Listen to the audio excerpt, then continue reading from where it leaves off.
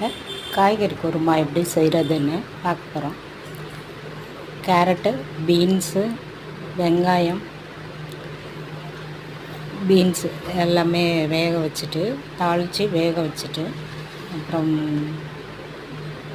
Cauliflower குட்டி குட்டியாக நறுக்கிட்டு நல்லா வதங்கின உடனே தக்காளி, இஞ்சி, பூண்டு இதெல்லாம் சேர்த்து அரைச்சி அந்த பேஸ்ட்டை காய்கறி வதங்கின காய்கறி கூட போட்டு நல்லா கிளறி விட்டுக்கணும்.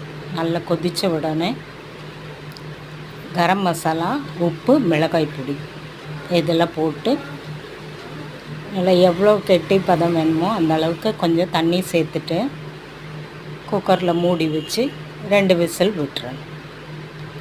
காய்கறி குருமா ரெடி ஆகிடும். நல்லா வதங்கணுமா. ஓகே, தேங்க்யூ ஃபார் வாட்சிங்.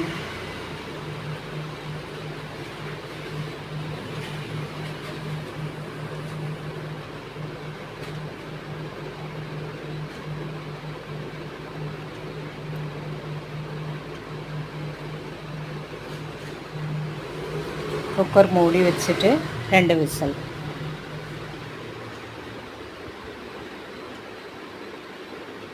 ஓகே.